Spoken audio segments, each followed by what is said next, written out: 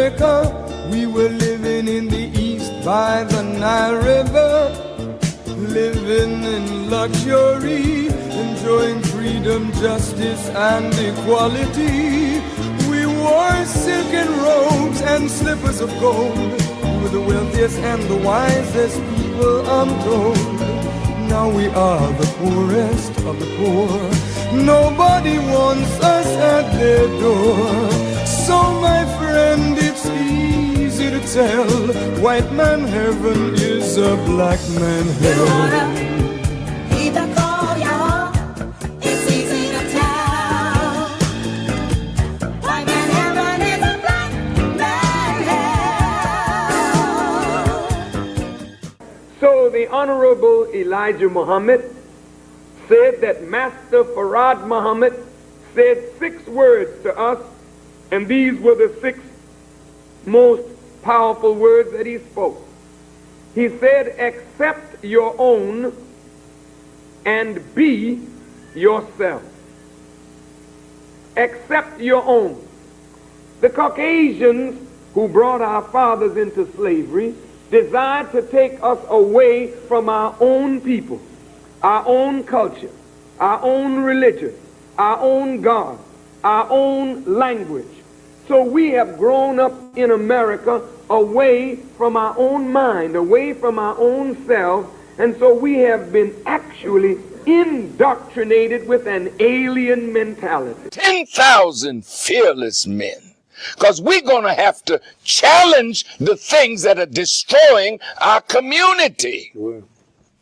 So this ain't no punk time. This ain't no temple time, mosque time, or church time. All the singing and shouting and preaching is over. Get in them streets now, block by block. We're going to have to clean it up. The airwaves is not enough. The television screen is not enough. You got to put boots on the ground who are trained and are willing to make the sacrifice of life itself to see our community made a decent place to live. Attention. Drill.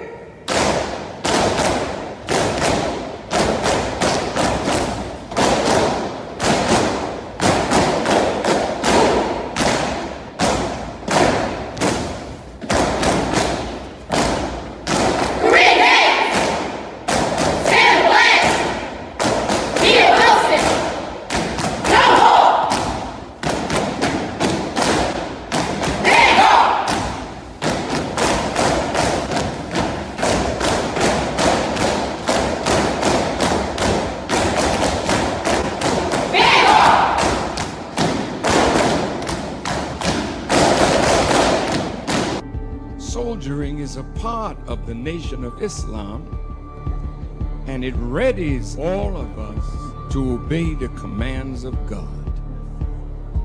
Now some will ask, well, why military drill? Because this is what produces the camaraderie. Facebook and Instagram thought that they could ban the Honorable Minister Louis Farrakhan.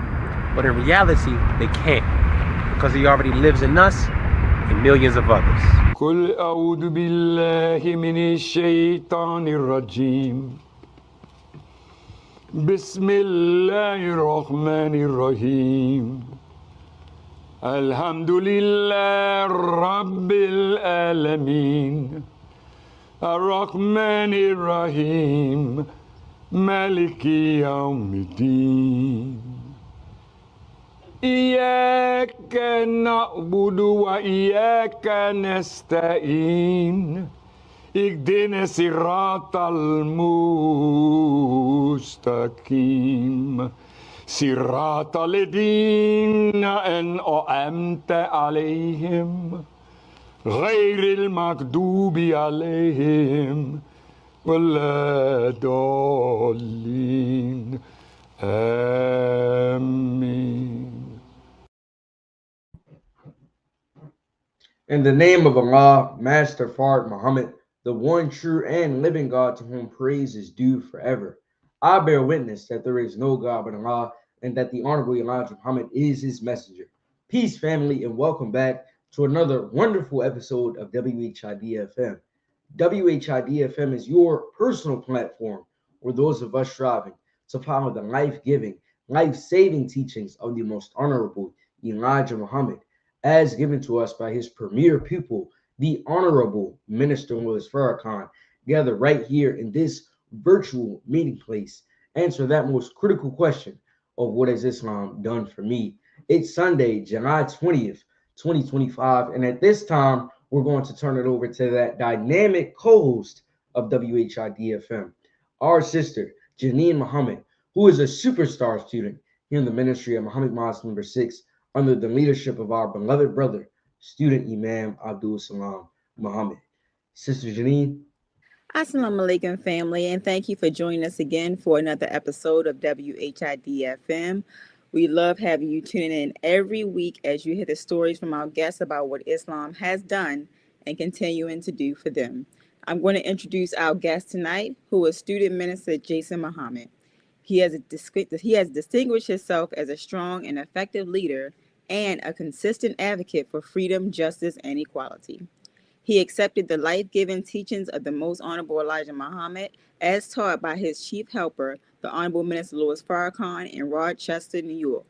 He became a registered member of the Nation of Islam in December of 1996. Since that time, he has served in several capacities, including student captain of the FOI and student assistant minister. He has also worked with the Ministry of Education and taught virtual classes in classic Black literature at the Muhammad University of Islam in both Chicago and New York City. Student Minister Jason Muhammad works as a high school principal in the Rochester City School District, where he has over 30 years of urban educational experience. He was named the 2024 School Administrator Association of New York State High School Principal of the Year, and in 2024 launched his educational consulting company, Reflection of Me Educational Consultants. He is also a former championship football coach and an all-grader Rochester Coach of the Year. He also earned a BA degree in English with the Allied Field of African American Studies from the University of Rochester.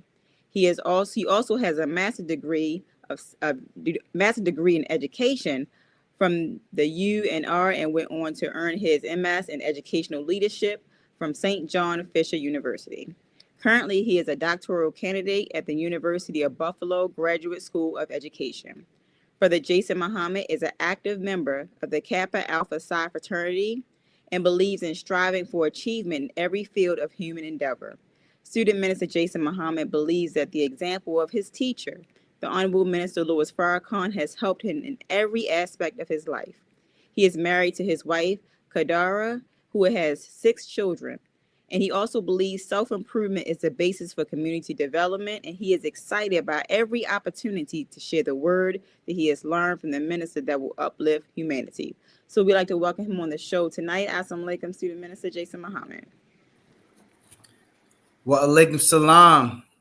Thank you for joining us this evening, and I want to roll right into the questions because I'm intrigued when just the fact that you're a principal, I'm intrigued by that. But first, we want to get a background on our guests as we like to do.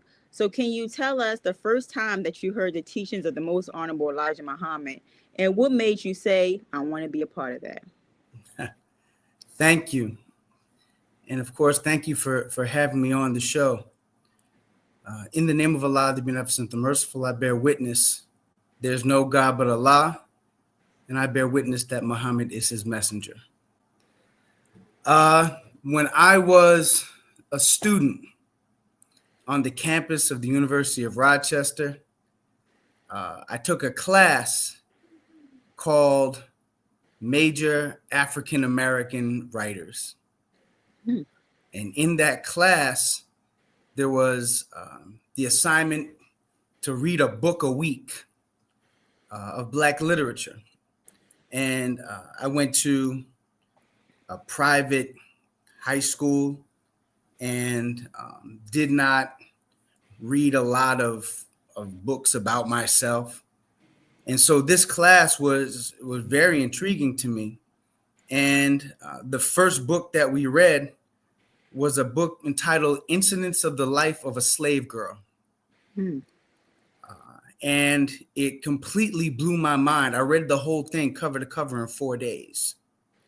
And I became very fascinated, I guess is the word, with our people, with our history, with all that we've gone through. And so one of the books that we eventually got to was the autobiography of Malcolm X. And as I began to read that, I began to see myself in so many ways. And as we got to the part of the book where Malcolm is incarcerated and he's learning really the history as taught by the Most Honorable Elijah Muhammad. He's learning the teachings. It blew my mind so incredibly that I had to put the book down. I didn't know that saved me. Wow. And that had been added to the book just a few pages down the line. And so, unlike some of our people who read the autobiography of Malcolm X, fall in love with Malcolm X, and are turned against his teacher and the nation, I never got to that point. My mind was too blown by the teachings themselves that I couldn't finish the book. And it wasn't until many years later that I was able to finish the book. And eventually, as an English teacher, I would teach the book, but there were certain parts that I would leave out so that I didn't poison anybody. And then when I got, I remember I was a senior in college, and I got a, I'm old school hip hop, the golden age, classic. My Nas is not your Nas. And so there was a group called Brand Nubian. I don't know if you're familiar with them. Yes, sir.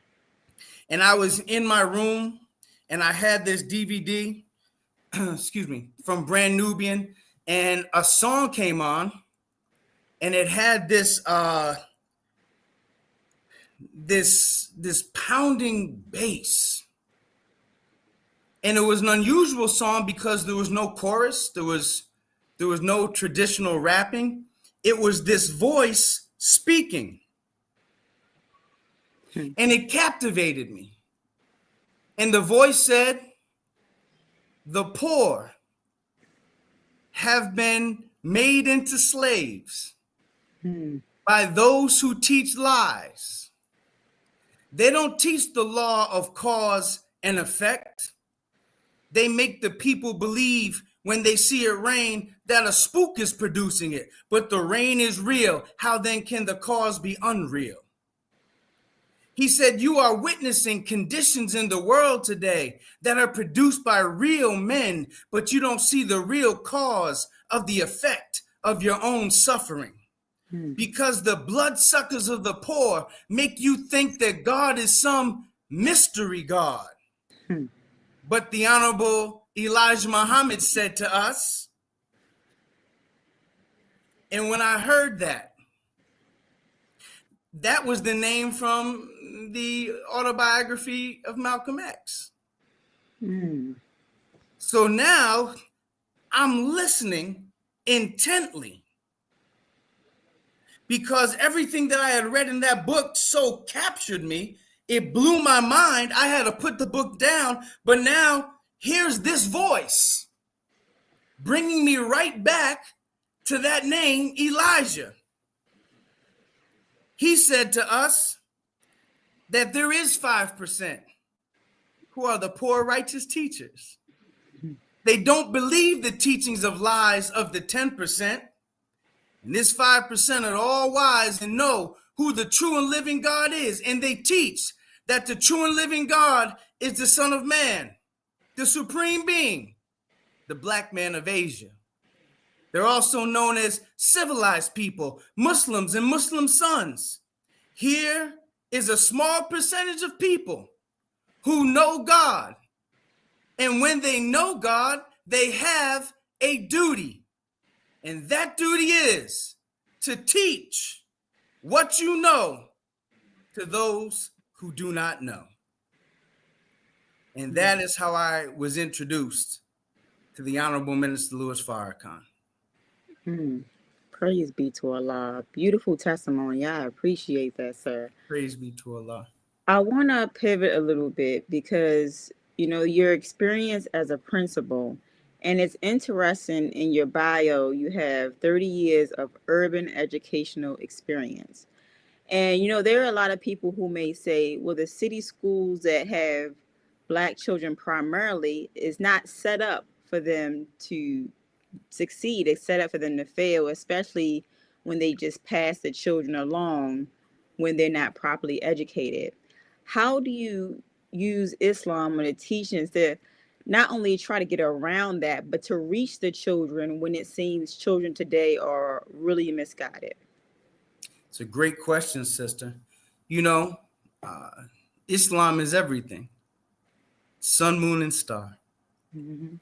Our children have a natural inclination towards Islam. Our children gravitate towards the truth. As our young people will tell you, real recognize real. Mm-hmm. And so while I have been in the school system for 3 decades, I first went in as a classroom teacher, and my walls were covered with Black people.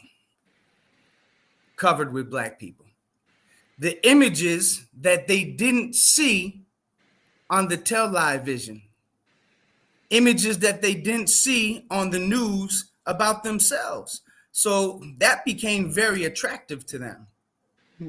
I got into administration because as a teacher, you have your 25, 30 students this period, the next period, and maybe you have an impact on about 150 total. But there's 900 in the building. How can you reach them?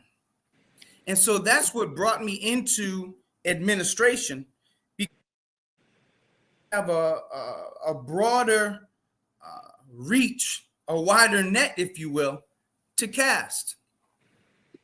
I also coached high school football for just as long as I've been in the district. And that gave me access to what's called the alpha male population. Mm-hmm.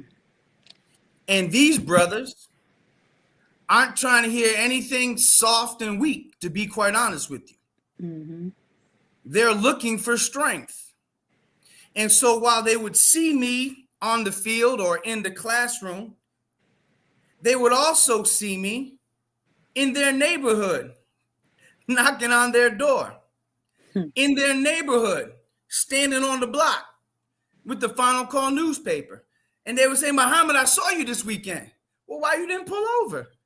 I tried to get my mom to pull over. She said next time. And so it's not just me, but many of the brothers that I soldiered with worked within the school district. So as we transitioned and became the principal, that's a whole another story. But now to be in position to make sure as best we can that the adults in the building are doing right by children. I'm under no false belief that it's possible to bail out the type with a plastic spork. Mm-hmm. I know the reality of what it is we're looking at. However, our children are there. And I've been doing this so long that Now my students are the children of my former students.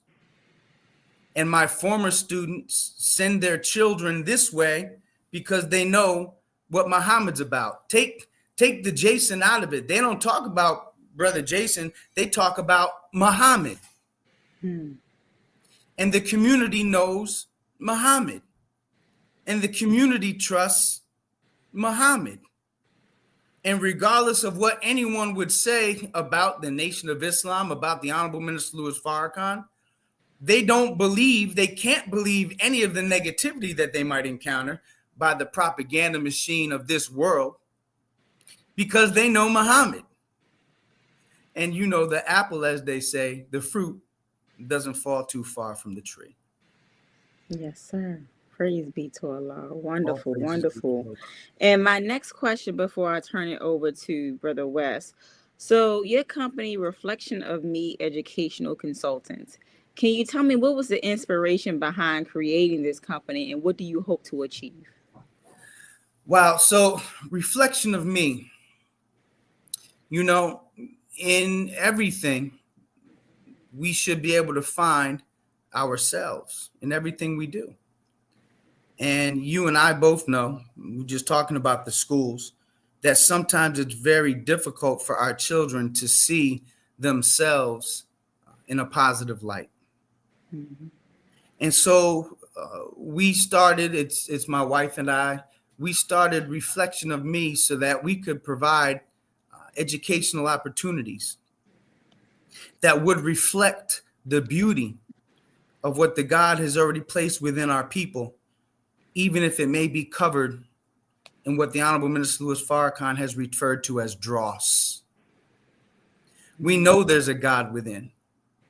And so we want to offer that which would help our people to see the best of themselves. You know, one of the things that we do in the nation, when someone compliments, I say, oh, you know, a sister comes up to you and says, oh, sister, you look so beautiful. And you respond, oh, I'm just a reflection of you, queen. Mm-hmm. And a brother says, oh, brother, you looking sharp there in that suit. I'm just a reflection of you, soldier.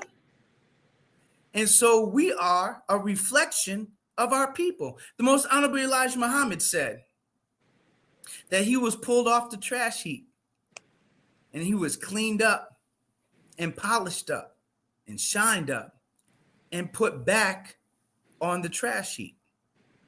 This is who we are. This is what we do. We strive to provide a clean glass image. We strive to be a reflection of the God that the people can see in us themselves. And so that's kind of the idea behind the name and what it is we strive to do. Yes, sir. Praise be to Allah. Thank you for that, sir. Thank you. I appreciate it. And at this time, I'm going to turn it over to Brother West, who has some questions for you. So, Brother West, I'll go ahead and turn it over to you. Yes, ma'am. Thank you. In the name of Allah, the Beneficent, the Merciful, I bear witness that there is no God but Allah, and that Muhammad is his messenger. Assalamu alaikum, family. Wa alaikum salam. Yes, sir. It's great to have you on. So my first question for you, Brother Jason, I want to ask you that after 30 years of experience, what are some of the things that you would advise to your fellow FOI, whether they may be new in the ranks, or they could have been in the ranks for quite some time now? What is the best advice that you have for them? Well, brother, the Holy Quran says, Iqra, read. Read in the name of your Lord who creates. We have to be, as FOI, constantly training and conditioning to meet and overcome all of the obstacles in our path. And we have to make sure that we're constantly training and conditioning our mind and our spirit. We have to study. We have to read, brother.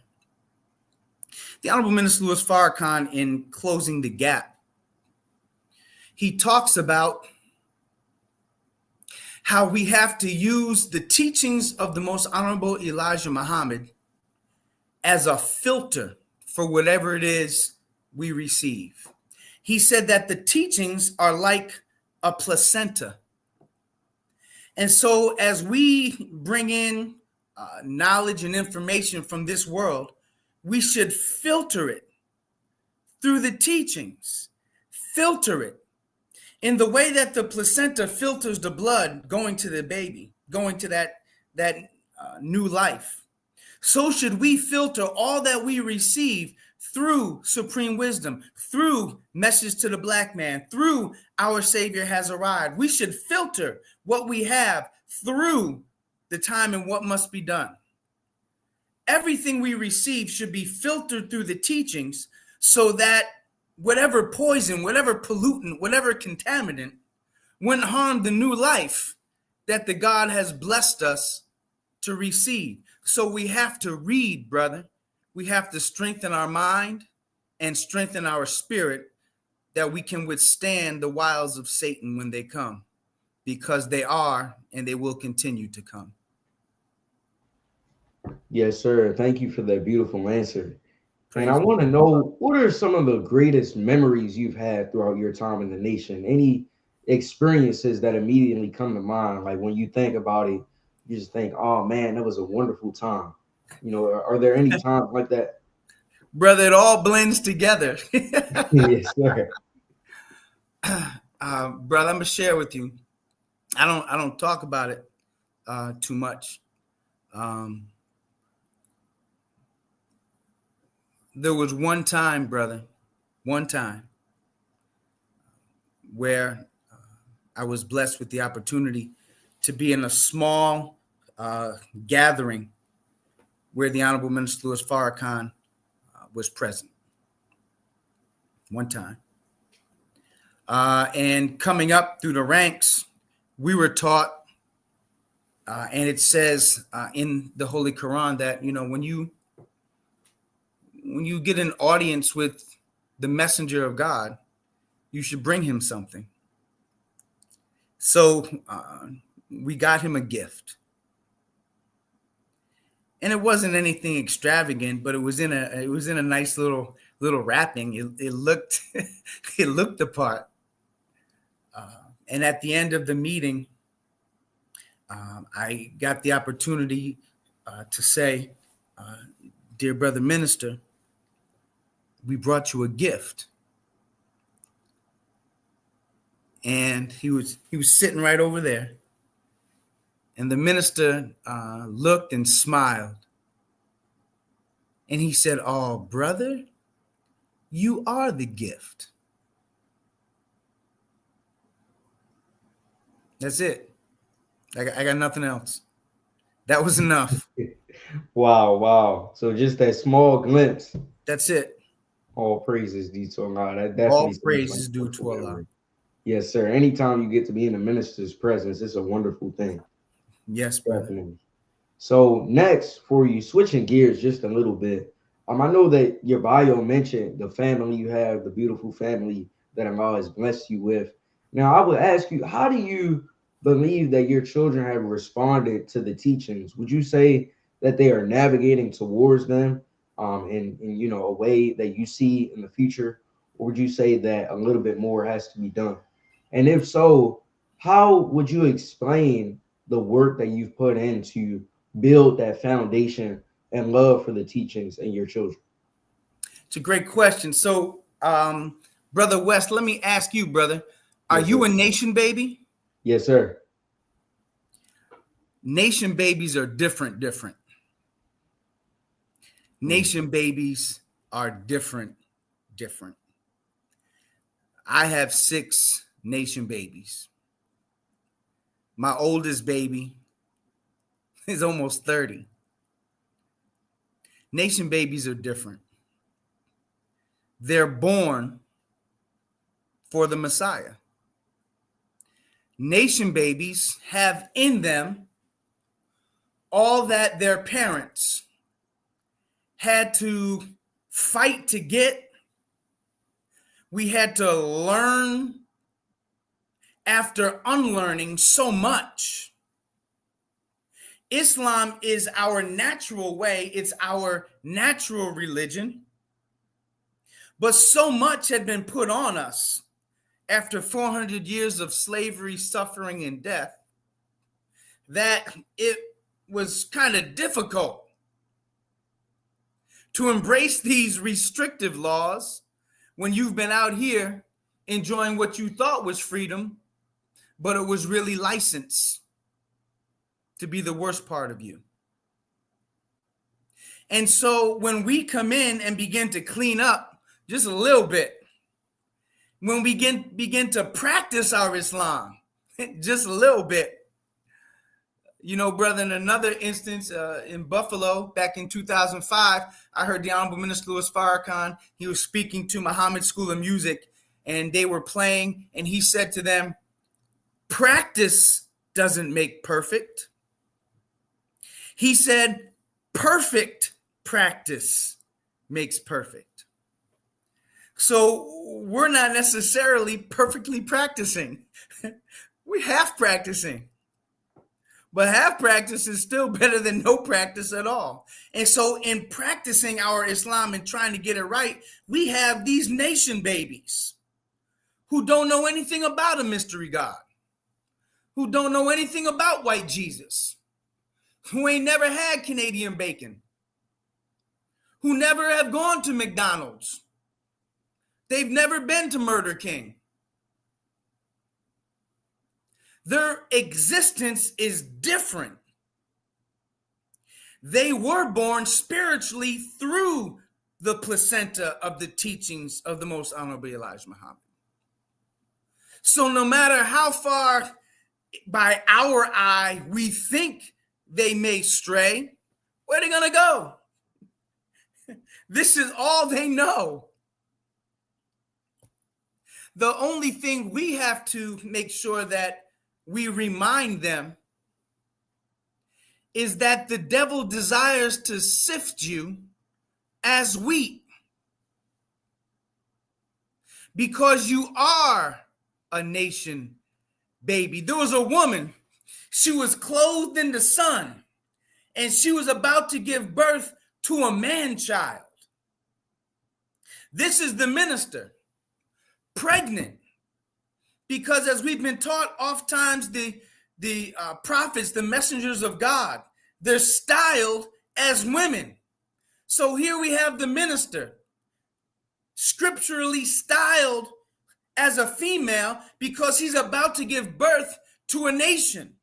Well, who are these nation babies that the minister is going to give birth to? Where he is the only one they know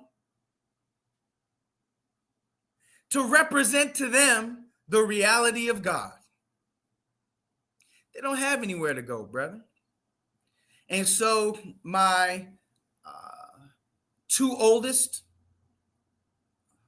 were registered. My oldest daughter, Nzinga, she used to go by the name Queen Nzinga 13. She became the top defender on Twitter of the Honorable Minister Louis Farrakhan several years ago. My oldest, Ayinde. Then I have my daughter, Naima. Naima was, by the grace of Allah, at Fisk University. She was the first Black gymnast to compete in the NCAA gymnastics when Fisk University launched the first gymnastics team of any HBCU. My daughter Imani just recently became registered. I have to say I was a little salty because, you know, I was the student minister, but she didn't accept until my brother, student minister Demetra, came and taught, and then she accepted. Kind of hurt my feelings. But in any event, and then the last two, 15 and 11. So whether or not they, all of them write their letter to the Savior, you know, nation babies are different. Your whole process is different. You all, Brother West, don't recite the way I had to recite. Student enrollment, actual facts, questions and answers. Nation babies, they don't necessarily do it like that. And I tell you what, that's because they've been saying it all their lives. There's nothing new for them to learn. They didn't go to bed with the devil's bedtime story. They went to bed knowing that his name is W.F. Muhammad. He came to North America by himself. So all praise is due to Allah. That's the All best praise is due to Allah. Yes, sir. That's a beautiful answer indeed. praise. And I wanted to know next. So, if you had to explain your Islamic journey in 5 words, how would you do so? Brother, I don't know where you got this question from, brother. My Yes, Islamic journey in 5 words? Yes, sir.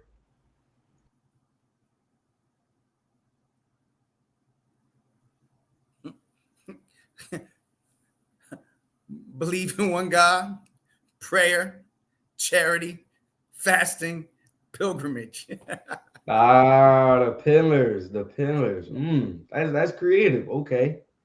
Why those 5 exactly? I know those are the pillars, but for you specifically. The pillars, those are the 5 principles of Islam. And all of us, regardless of the religious experience, we're familiar with those pillars.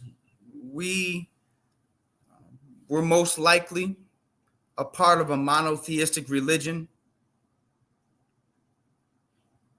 that wore the clothes of polytheism. But we had the belief in one God. We grew up praying.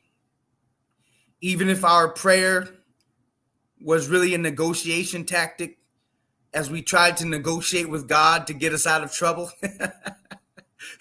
that if he would just get us out of this one thing, we would do better. We were lying, but he knew it. Charity has always been a principle. We've always looked out for our people, even in the midst of our savagery. Those who were within our circle, we always look out for and took care of. We grew up with Fish Fry Friday. Black people don't like to eat meat on Friday.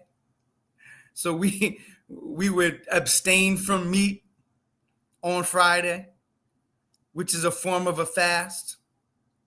And all of us, brother, are on a journey to be better today than we were yesterday. And inshallah, if it's the will of God, we'll be a little bit better tomorrow. And those 5 principles, those 5 pillars of Islam, that's my journey. All praises due to Allah. You can't go wrong with the 5 pillars, most definitely. Can't go wrong, brother. Yes, sir. And with that, we're going to turn it over to Sister Janine for some more of her questions. Sure. Thank you, Brother Wes. I'm actually going to pivot to there's a couple of questions in the chat that I don't want us to miss. So the first question that is asked by Sister Louita is, how important is it for us to be transparent in front of our young people? It's a great question. Our children don't respect lies because they've been told them too much.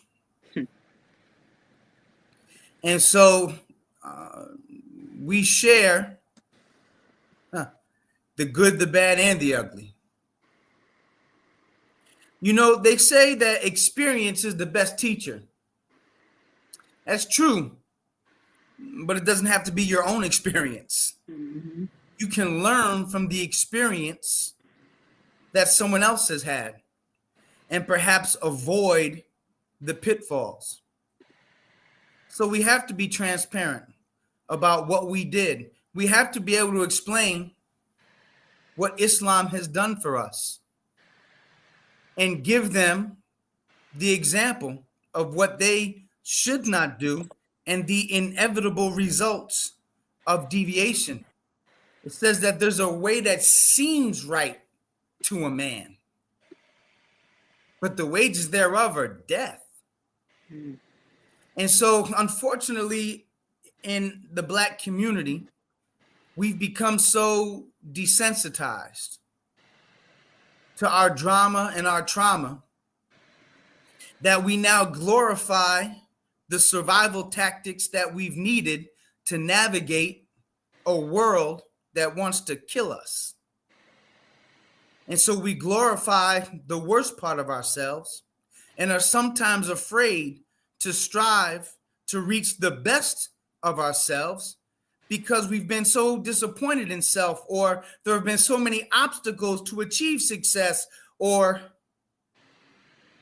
if I don't try, I can't be disappointed.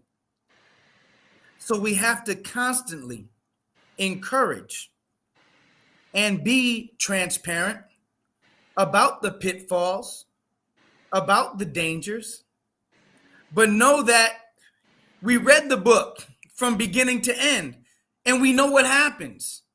We know who wins. We already know who wins. And so to stay on the road and explain some of the dangers that they will face is very important. But to not front, as the minister would say, as if we fell out of heaven. Mm-hmm. That's right. We're all just striving to come up out of hell. That's right. Yes, sir. Absolutely. And the next question in the chat from Sister Juanita is, how have you created a school environment that is academically sound, culturally responsive, and spiritually awakened? Oh, sister, you talking my talk. You don't want to be where you don't want to be. Write that one down, sis. Mm-hmm. You don't want to be where you don't want to be. Sister Juanita, whenever I go into a classroom to observe teaching and learning, I have two questions. I only have two questions. I'm not interested in the rubric and checking the boxes that are given. I have two questions. The first question is, would I want my child in here? Because all these little brothers and sisters in here, I see them as mine. Would I want my child that stays in my house in here with this one? It's the first question. The second question is just as important. And that question is, do I want to be in here now?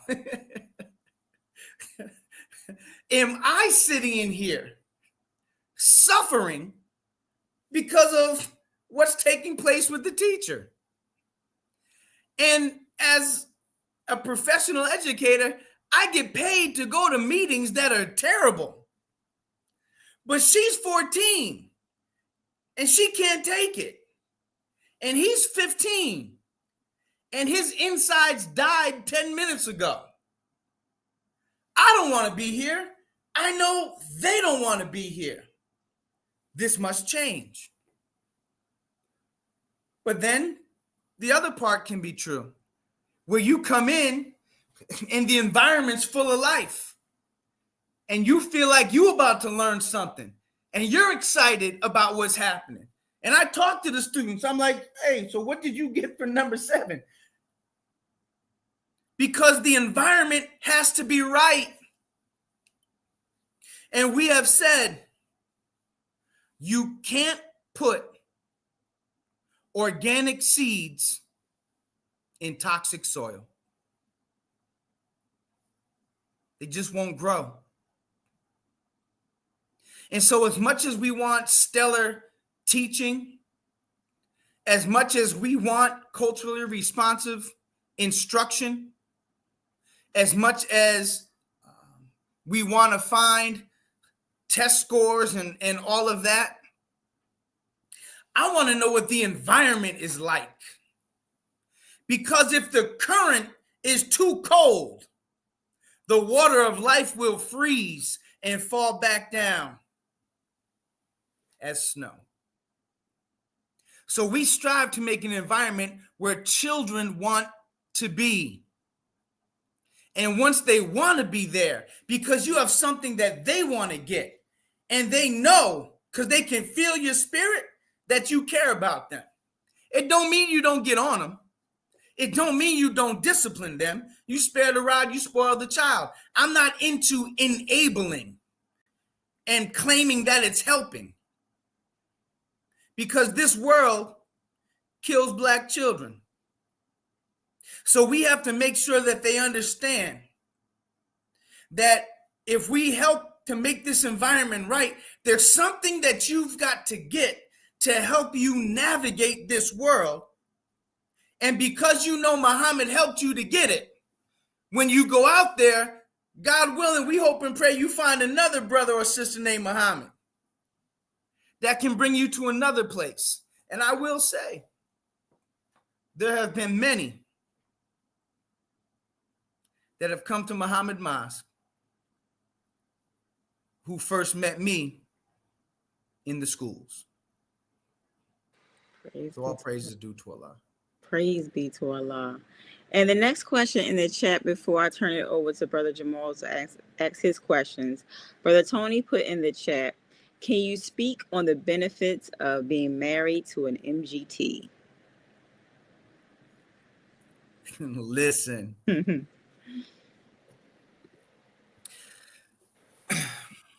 I don't know. I do know. I know that I would not be where I am if I were not married to an MGT. Because she understands. And even if she doesn't understand something, she's involved in the same kind of process where she'll strive to gain understanding so that the misunderstandings don't cause us to make missteps.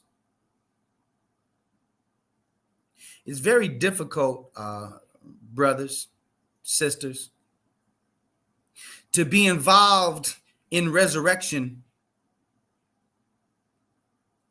The book said there are two laying in the bed. You're going to take one, you're going to leave one.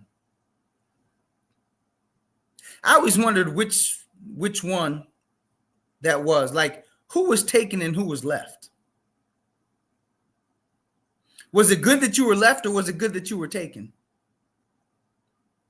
In any event, if one is removed and one is left behind, then perhaps those two weren't properly yoked to the same mission. I remember one Savior's Day, my wife and I went to a marriage workshop, and Brother Don Muhammad, student minister Don, may Allah be pleased with him, and may Allah be pleased with his wife, Sister Shirley. They were doing a workshop, and the question came up about marriage and how do you keep your marriage strong if, you know, got mosque on Wednesday, mosque on Friday, sisters got class on Saturday, got mosque on Sunday, brothers got mosque on Monday. How do you keep your relationship strong? How do you stay together? And the response was, you all better go to the mosque together. You know, 3/4, 3/4, 75% of the work is with the female. Mm-hmm. You know, as a former English teacher and someone who's in education, I look at words a lot. I look at language a lot. The lessons say that you must speak well because she knows all about you. And when I look at the fact that 75% of the work is with the female, as a brother, sometimes we take that and kind of get puffy and be like, yeah, sis, because you messed up. You need 3 times more work. And then I think about our meeting structure. And Sister Janine, you know, you go to 4 meetings a week, sis. Mm-hmm. And so do I. You go to class on Saturday, you go to the mosque on Sunday, you go to the mosque on Wednesday, you go to the mosque on Friday. Mm-hmm. Yes, sir. I go to the mosque on Monday, I go to the mosque on Wednesday, I go to the mosque on Friday, I go to the mosque on Sunday. Of the 4 meetings you go to, of the 4 meetings I go to, 3 of those 4 are with you. Mm-hmm. Wouldn't it be nice? Wouldn't it be nice if we saw the mosque as a place of spiritual rejuvenation, but also as the hub of our social activity? And because God is at the center of my life and my wife's life, when we come to the mosque together as a unit, it's a part of a spiritual rejuvenation that allows us to get in tune with self and each other, because God is at the center of our union. That's right. So yeah, you should be married to an MGT, brother, so that 3/4 of your work during the week can be with her. That's right. All praise be to Allah. Wonderful, wonderful answer. Praise be to Allah. And at this time, I'm going to turn it over to Brother Jamal. He has a question for you. And then after that, we'll go back to the questions in the chat. Brother Jamal. In the name of Allah, the beneficent, the merciful, I believe there's no God but Allah, and Muhammad is his messenger. And I would like to greet you in the greeting words of peace of Assalamu alaikum. Wa alaikum salam.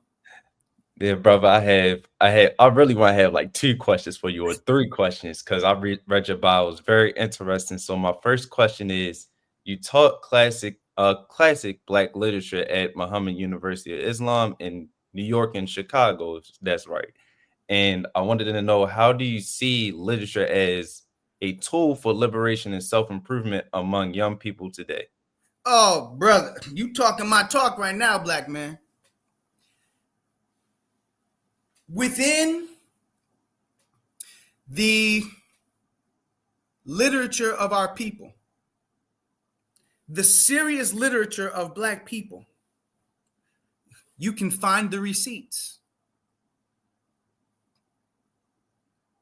If you start looking down the wheel of time, our people have chronicled everything that's taken place with us. We have some beautiful, brilliant people that have shared their experiences. And we have to read and gain an understanding of those experiences. You remember, Brother Jamal, when I said that I had a gift for the Honorable Minister Louis Farrakhan? Yes, sir. I had a book for him. It was a copy of The Narrative of the Life of Frederick Douglass, an American Slave, written by himself. And we gave him that because, you know, of course, I'm the student minister in Buffalo, but I reside in Rochester, and Frederick Douglass lived in Rochester. But Frederick Douglass' narrative bears witness to the teachings of the Most Honorable Elijah Muhammad. Frederick Douglass speaks to how the slaves got their names, speaks to how the slave masters would have their way with our women, speaks to how we ate the worst food and slept in the worst living conditions. Frederick Douglass said that it's deceitful to call the Christianity of this land the Christianity of Christ. He said, this isn't the Christianity of Christ. He said, the religion of this land is a women whipping, cradle plundering religion. Frederick Douglass said that the slave masters and slave breakers used religious justification in order to make their evil fair seeming. And at a certain point, Douglass starts to lament over his grandmother, who became too old for anything. So his slave master put her out in the woods to live in a hut by herself. Basically, he put her out to die after all that she had done for that man's family. And Douglass, in relaying what took place with his grandmother, makes this statement: would not a righteous God visit but for these things? Douglass said, with all that's taken place just with my grandmother, if God is righteous, if he holds the thunders and the lightnings in his hand, if he's a just God, just for what's taking place with wouldn't he visit? Wouldn't he come and check on us if he's righteous? So even back in a book published in 1845, several years before the birth of Master Fard Muhammad, our people were calling for a visit from God. The receipts are in the literature, brother. If we would just read, we'll find that all the most honorable Elijah Muhammad has told us it is the truth that Jesus said would make us free. Yes, sir. That's powerful. I feel like everybody should read to understand information and to get more information. We just procrastinated on it so much, and we don't really understand. We don't understand information in the book, and we don't actually work hard to read so we can gain that information for us. So my next question is, can you talk about self-improvement being the basis for community development, and also how can everyday people, especially youth, begin that self-improvement journey in today's world? All right, brother. I thought you were about to sing a John Legend song at first, brother. You know, self-improvement. I'm not in competition, brother. I'm not in righteous competition with anybody but me yesterday. And I'm striving to be today a better version of myself than I was yesterday. I say sometimes to the believers that I hope one day to meet myself, because this world, being born in sin and shaped in iniquity, we've gone through so much. And oftentimes we're looking for the change to take place everywhere else. You know, brother, there's an expression, they say the grass is greener on the other side. No. The grass is greener where you water it. So how are we taking care of self? How are we improving self with the little things, brother? What's our diet like? You know, brother, I'm a foodie. That's my poison. But all of us, each one of us, have a certain kind of negative behavior that we'll use as some form of crutch that we think is helping us, but's really hurting us. And so we're not improving. And so we have to find a way to pray, strengthen our resolve to overcome all of those little impediments that are actually preventing us from being the best version of self. And what is the best version of self? If you, brother, and I, brother, if we individually work to improve ourselves, what does the end look like? In education, there's a concept called backwards design. The Honorable Minister Louis Farrakhan said in terms of education that you should set the student's mind for learning and you should start with the end in mind. What's the end of our self-improvement, brother? We just trying to say we're better? The end of self-improvement is to be God. And so we're striving to constantly improve.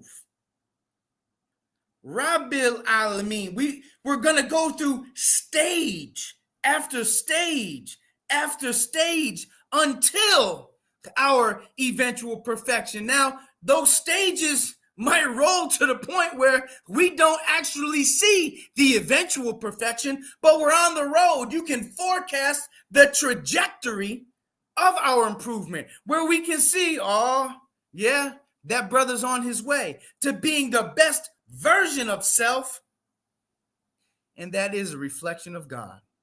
And so if I'm striving to improve to the point where I reflect God, and Brother Jamal, you're striving to improve to reflect God, and Sister Janine is striving to improve to reflect God, and all of us in our circle, in our community, are striving to be God, then everywhere you look is God. Now it's a group of gods, and when you have a group of gods in one place, you call that the kingdom of God on earth as it is in heaven.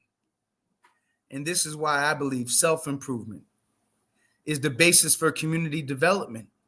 And if our young people knew that the goal wasn't to get a football scholarship, although that's nice, the goal isn't necessarily to get a great job, although that's nice.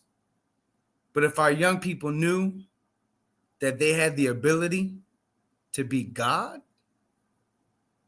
that's the nicest. And all praise is due to Allah. Yes, sir. That was a great answer. I All like that praise is answer. due to Allah. Yes, sir. And we have a question before we hand it over to Brother West for a station ID. We have a question in the chat. This question asked by Andrina Mason. It says, as a principal, what do you see as top issues youth in the school system face? What are their top needs? So the top need of our children is the knowledge of self. That's their top need. Pardon me. If our children understood that their condition and circumstance is not their nature, we would see everything improve. Everything. And our children have been tricked by this world to not read. They've been tricked into not reading. I mentioned Frederick Douglass' narrative, chapter 6 of that book. I consider it to be the most important part of the book. He talks about the power of reading. And he realized that reading made him unfit to be a slave. Ooh, think on that for a minute. Reading makes a black man unfit to be a slave. Well, for every action, there's an equal and opposite reaction. So just in this mathematical principle, if reading makes you unfit to be a slave, in terms of tautologies, which is a mathematical statement of truth, if this, then not that. So If reading makes you unfit, not reading makes you fit.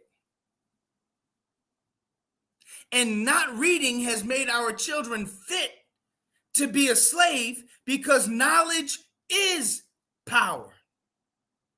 And our children, though they have access to information, they're not accessing knowledge, because those aren't the same. But we're not reading, and they've been duped into the thought that they don't like to read. I've asked children, well, I don't like to read. It's not that they don't like to read. They haven't been given anything that they like to read about. And so they equate the fact that all that they've gotten, they don't like that, so I must not like to read. No, you don't like what you've been given to read.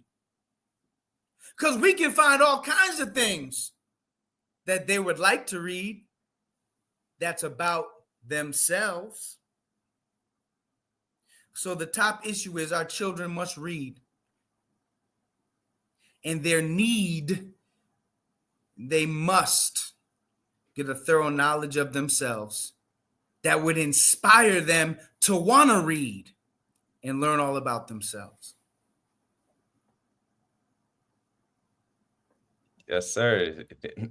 Reading. That's what I'm hearing a lot about. Yes, sir. Okay, so we're going to pass it to Brother West for our station ID. So here you go, Brother West. Yes, sir. Thank you.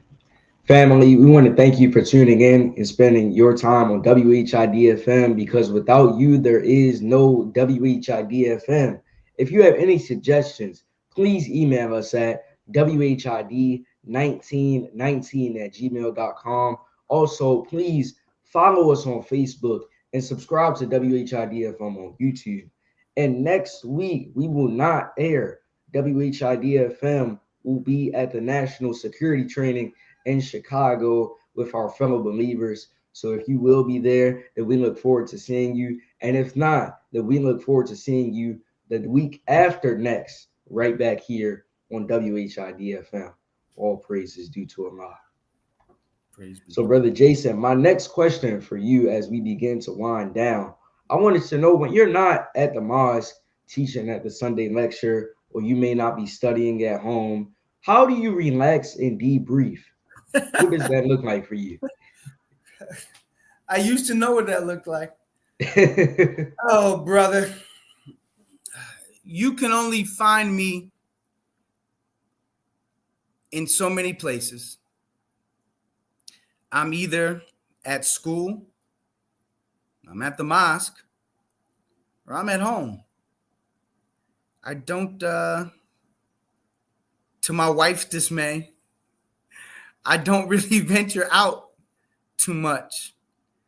She says I'm boring and I'm a homebody. But I don't go out too many places, brother. I don't have what you call free time like that. There's always something to do. You know, I coached football for a lot of years, brother, like a lot of years. And I was very much into that. That was my downtime, if you will. Like, it was a job, but it never felt like work. And so, interesting though, but I don't watch a lot of TV. I don't see a lot of like shows like that. Even when I coached football, I didn't watch like football on TV games, because I was doing film study for my own games. It was always work. And I don't, right now, brother, I'm in school as well. Working on another degree. So there's a lot of reading that I do, a lot of writing that I do, a lot of studying. And of course, it's so important to be prepared to deliver the word on Sunday.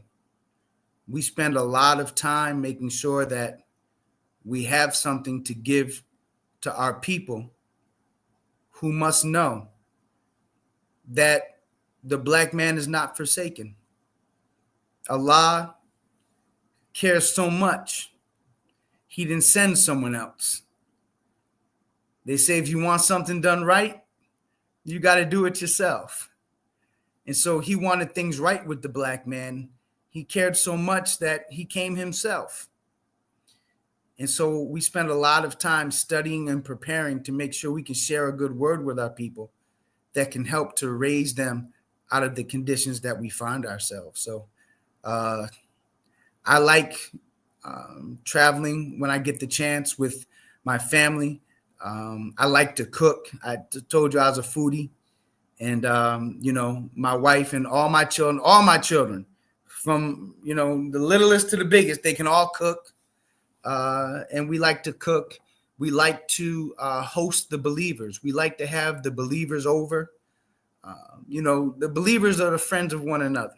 It's the believing men and the believing women, the praying men and the praying women, the charitable men and the charitable women. So we like to have the opportunity to host the believers and, as they say, break bread and enjoy each other's company. Because we are social beings, and mosque life is the core of our family life. Yes, sir. All praises due to Allah. Whatever downtime you have, you definitely got to protect it for sure. Yes, sir. Yes, sir. And I know that you've been in FOI for quite some time now. All praises due to Allah. So as an FOI for almost 30 years or maybe 30 years coming up pretty soon, how have you protected that fire that you had when you first came in the nation? A lot of brothers and sisters may come in the mosque and, they may experience burnout, or they may not know if it's the right place for them. But it seems like you've definitely ignited that spirit and you've kept it lit. How have you done that throughout this time? There before the grace of God go I. This is a journey, and it can be very difficult at times. It's a question, brother, of faith. I can only tell you what I believe and who I believe the Honorable Minister Louis Farrakhan to be. And if I believe him to be that, how could I walk away from him? And our way in the Nation of Islam, it's not everybody else's way. We have our way of devotion. And it's because of that way, brother, that anything of value that I have, it's because of our way of devotion. Anything of good that I say, anything of good that I do, all praise is due to Allah. Only the mistakes are mine. Only when we try to freestyle and do it our way. We don't have a way. If we had a way, God wouldn't have to come. And so through all of these trials, all of these ups and all of these downs, this is what makes you into a God. Nothing of value is easy. The Honorable Minister Louis Farrakhan said anything of value has a difficulty factor attached to it. I believe that. I believe him. He hasn't steered me wrong yet. And if he said that he's an example, hell, he's not tired. How could I be? The minister is strong. How could I not be? He's had ups and downs. How could I think I won't? He's had trials. He's had health challenges. Whoever I think is my enemy, they not as big as his. So how am I going to punk out with my little stuff? No. Because I believe it gets greater later. If you can just hold on to the handle of Allah, it'll get greater later. All praises be to Allah. Yes, sir. And my next question, before I turn it back over to Sister Janine for announcements, I want to know, what has Islam done for you? If you could pack it in a nutshell, you could just briefly explain all the wonderful blessings you've been given. Brother, everything is because of Islam. Everything. The trajectory of my life is because of Islam. The good, bad, and the ugly is doing something to produce a greater impact that maybe I don't see and maybe I don't know, but the book says all things work for good for those who love the Lord. If it wasn't for Islam, I wouldn't be married. I was wilding out there, Brother West. You know, some folks get turned out in the street and do wild stuff. I was getting turned out on the college campus doing wild stuff. And so Islam saved me from that, because I was heading down a path that was not right. I didn't see myself as a husband and a father. Me? Yeah, brother, you. Islam gave me that. Islam dignifies. Islam civilizes. Islam brings the God out of you and allows you, perhaps for the first time, to see the possibility of who you are, who you really are, without the confines of this world. But if you were able to break free and enjoy freedom, justice, and equality, Islam, you could finally be yourself. And so there's an expression that in your life you have grows, Grows, and glows, Glows. And Islam provides you the opportunity to have some grows and some glows. And you're supported as you grow. And you're celebrated when you glow. And you have a brotherhood to help you, a sisterhood to help you in those periods where you're struggling, but that's where you grow. And then when you make it to the other side and you start to glow, that same brotherhood and that same sisterhood says, all praise is due to Allah, that you were able to grow, and now we see you glow. Brother, my final word, I think, would be that Islam has taught me that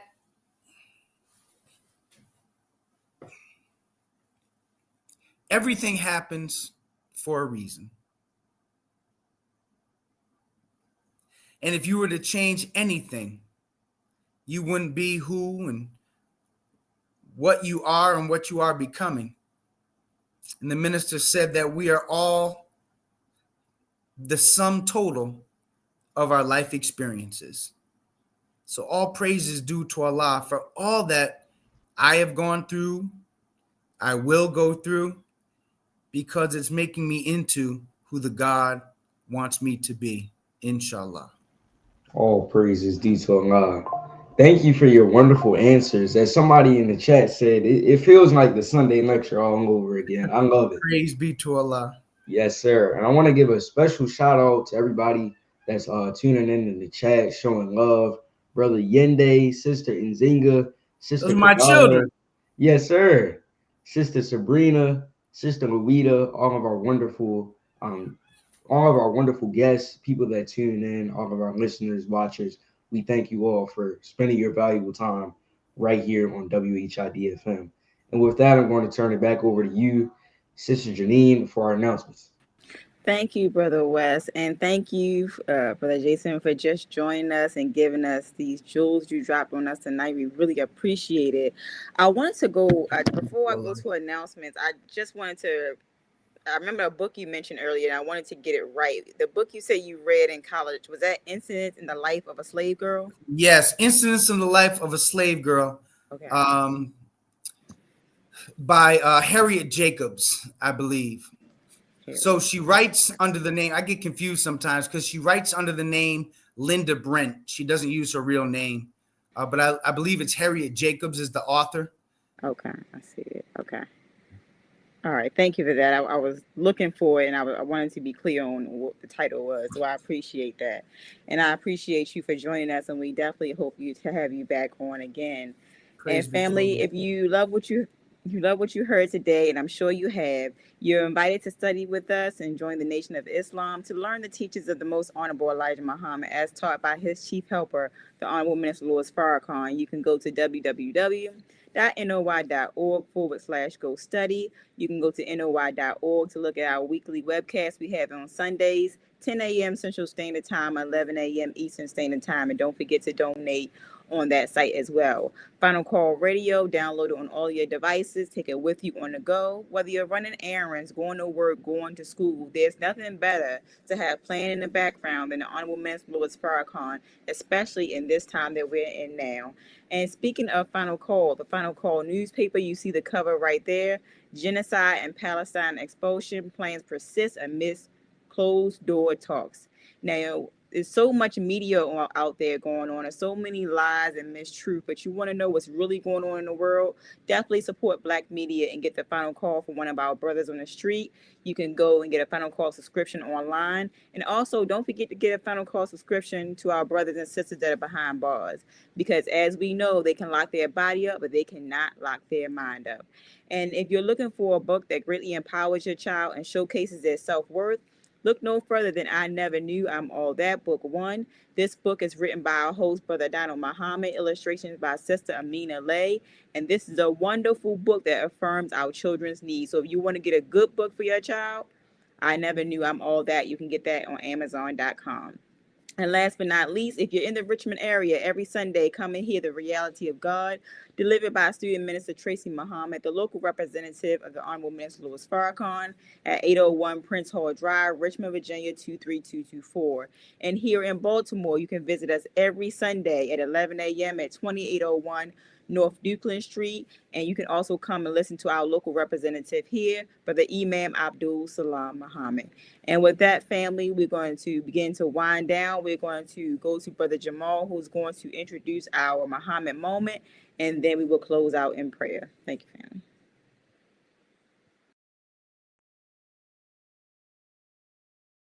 Assalamu alaikum, family. I pray you're all doing well. Don't leave yet. We have a special Muhammad moment tonight. But before that, I want to thank Brother Student Minister Jason Muhammad for dropping gems on us and dropping so much information that you could take into your daily lives and also improve on your situations and take into action. So today's Muhammad moment is from a lecture titled After Difficulty Comes Ease, a message from the Most Honorable Minister Louis Farrakhan, originally delivered on May 6, 1984, at the Final Call building in Chicago, Illinois.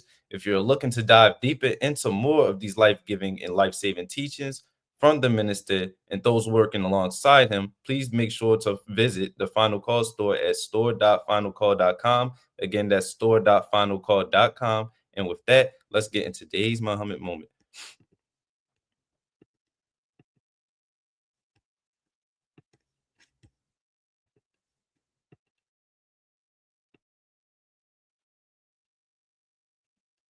in conclusion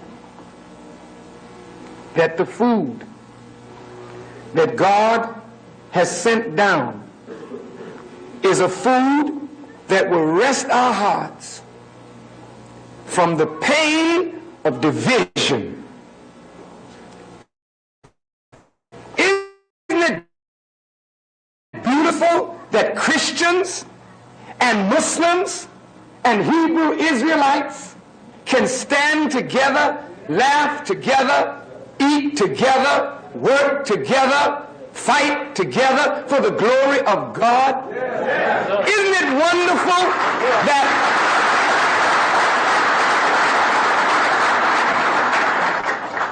that Hebrew Israelites and Muslims and Christians can sit down together at a common table? We have differences of view, but we handle it with such love and respect. The love is so overpowering, it makes our differences sink almost into nothingness. Now look, brothers and sisters, if those white Christians and Jews and Muslims can get along, we have to show them how it's done. We must not allow the old Jews, all Christians, all Muslims to put their hatreds on us. We are trying to bring in a new world. So we cannot carry the baggage of that old order. So when you sit down together, the Muslim sister, the Hebrew Israelite, your dress is a little different, but yet long and respectful. You look at each other, you admire each other's styles. Pretty soon you'll say, I like that. You know how women are. I like that. Pretty soon you make a dress like that. She may look at something that the Muslim sister has on and say, I like that. Before you know it, you won't be able to tell one community from another, brother and sister.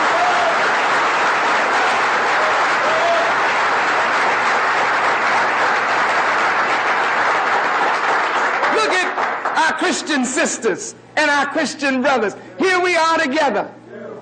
Nobody looking down at the other. We're looking at each other to learn from one another. You have much to teach us. We have much to share with you. And together, look how we learn. And before you know it, the Muslim, like I watched the Muslims when we were at T.L. Barrett's church. I peeped y'all. I know y'all peeped me too. Did you see me sitting there patting my feet? You see, we don't have music in the temple. You know, and I love music. So when I go to church, I mean, I just can't help myself. When they start to laying in there with that heavy music, I go to patting my foot, you know, and I have been very, you know, austere. But now, you know, brother, just break loose, you know. Go ahead. And I feel at home in the church. I'm getting something there that I don't get here. Go ahead. And when they come here, they get something here that they don't get there.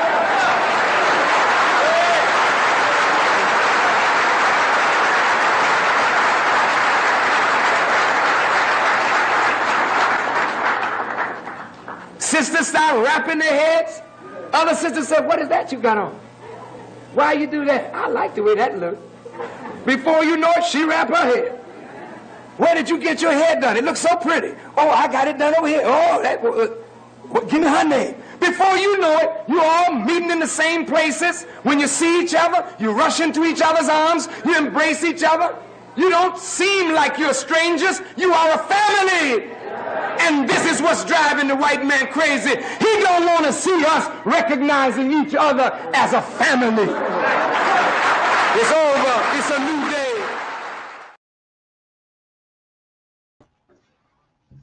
And with that, we're going to close out in prayer. Attention prayer. Bismillahir-Rahmanir-Rahim. Alhamdulillah Rabbil Alameen. Ar-Rahmanir-Rahim. Maliki Yawmiddin. إياك نعبد وإياك نستعين اهدنا الصراط المستقيم صراط الذين أنعمت عليهم غير المغضوب عليهم ولا الضالين. Ameen. Assalamu alaikum, family.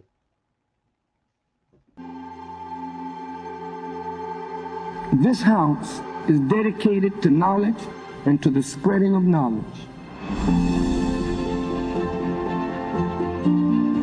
Elijah Muhammad inspired new thought, new mind, new way of civilization among black people. But he wanted a house from which a light could be lifted up to give guidance to all who would be guided as this world begins to close down. This National Center for the re-education and retraining of the black man and woman, but for the totality of the human family of our planet. I named this mosque after the only woman that the Quran names a chapter after, the mother of Jesus, Maryam. All human beings need to be re-educated. That is the purpose of the National Center.